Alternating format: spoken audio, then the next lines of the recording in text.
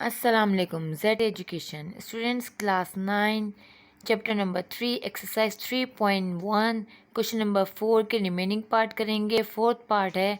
इसमें हमने स्टेप 1 में सबसे पहले तो डिनोमिनेटर से एलसीएम ले लिया है। उसके बाद हमने न्यूमिनेटर को, जिस तरह से मैंने प्रीवियस क्वेश्चंस में आप देखिएगा मेरी पिछली वीडियो में कि किस तरह से न्यूमिनेटर के हम एलसीएम को सॉल्व करते हैं, बिल्कुल उसी तरीके से हमने इसके दोनों फ्रैक्शन को इंडिविजुअली किस तरह से न्यूमिनेटर लिया है वो हमने रफ वर्क में कर लेंगे। स्टेप टू में मैंने एक ब्रैकेट को दूसरे ब्रैकेट से मल्टीप्लाई किया है। स्टूडेंट्स, मैंने इस हर स्टेप को इंतहाई इजी और कन्वीनियंट स्टेप में सॉल्व किया है। हर स्टेप को सॉल्व करने का मेरा मकसद ये था कि कोई कन्फ्यूजन ना रहे। सबसे पहले हमने x से x+6 को मल्टीप्लाई किया, फिर माइनस का साइन गया वो लिख दिया स्टेप 2 में। फिर 2 है, 2 से x+6 को हमने मल्टीप्लाई किया, माइनस नेक्स्ट हमने कर्ली ब्रैकेट लगाया है क्योंकि इससे पहले हमारे पास माइनस का साइन आ रहा था।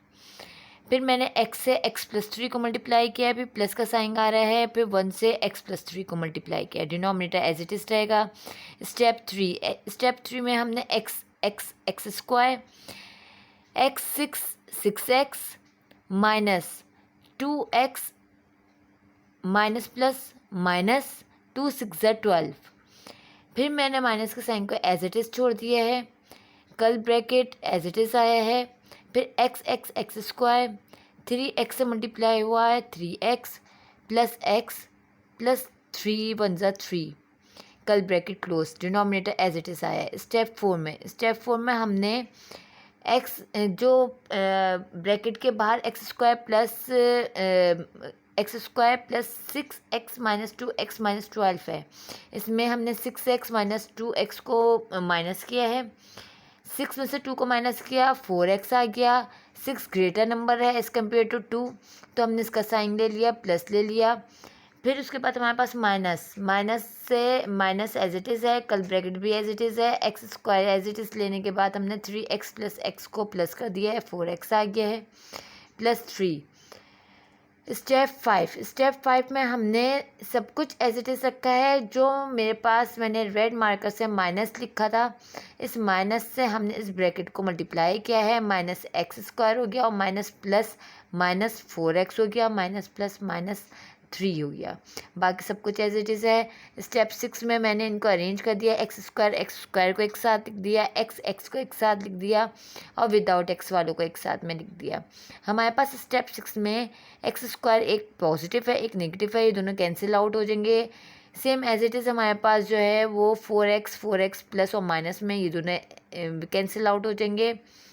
और फिर उसके बाद हमारे पास सिर्फ और सिर्फ न्यूमिनेटर में -12 -3 रिमेनिंग है और डिनोमिनेटर एज इट इज़ लिख देंगे। स्टेप 7 में मैंने -12 -3 को ऑपरेट किया है, किस तरह से माइनस माइनस प्लस, 12 में 3 को प्लस किया, 15 आ गया। 12 ग्रेटर नंबर है जिसका साइन माइनस है तो माइनस कंसिडर कर लिया 15 के साथ, डिनोमिनेटर एज इट इज़ ले लिया। Now we are going fifth part of question number 4, 1/a plus B minus 1/a minus B. इसमें बिल्कुल उसी तरीके से हमने एलसीएम ले लिया है डिनोमिनेटर से हमने एलसीएम लेने के बाद न्यूमिनेटर में a प्लस बी फैक्टर्स जो हैं वो कैंसिल आउट हो जाएंगे। बिल्कुल ऐसे ऐसे प्रीवियस वीडियो में मैंने न्यूमिनेटर के एलसीएम को किस तरह से लेते हैं वो लेना सिखाया है, बिल्कुल उसी तरीके से हमने लिया है। a माइनस बी में भी मैंने एलसीएम का न्यूमिनेटर ले लिया है।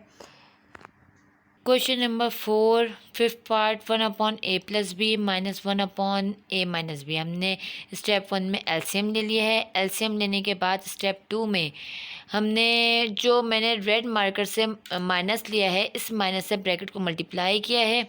बाकी सब चीज़ें एज इट इज़ आएंगी, a माइनस बी भी एज इट इज़ आएगा और डिनोमिनेटर भी एज इट इज़ आएगा।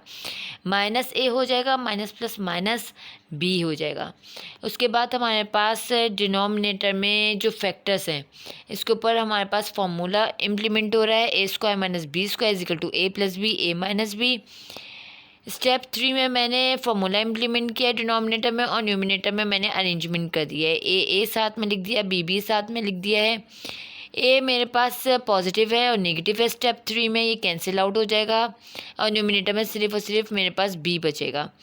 बी मेरे पास दोनों नेगेटिव साइन में है। स्टेप 4 में हमने माइनस बी क्या हो जाएगा, -1 -2 हो जाएगा, -2 और साथ में वेरिएबल बी लिख देंगे, डिनोमिनेटर एज इट इज़ लिखेंगे। Question number 4 6 part 4y upon y square -1 -y + 1 upon y -1। Student सबसे पहले हम रफ वर्क सीखेंगे, क्योंकि रफ वर्क से ही हमने एलसीएम में सॉल्व किया है। किस तरह से एलसीएम हमने लिया है ये मैं इसका रीज़न बताऊंगी रफ वर्क के ज़रिए। स्टूडेंट पहले फ्रैक्शन में, क्योंकि हमारे पास वाई स्क्वायर -1 है, वाई स्क्वायर -1 को हमने according to this formula solve किया है। A square minus B square is equal to A plus B, A minus B होता है।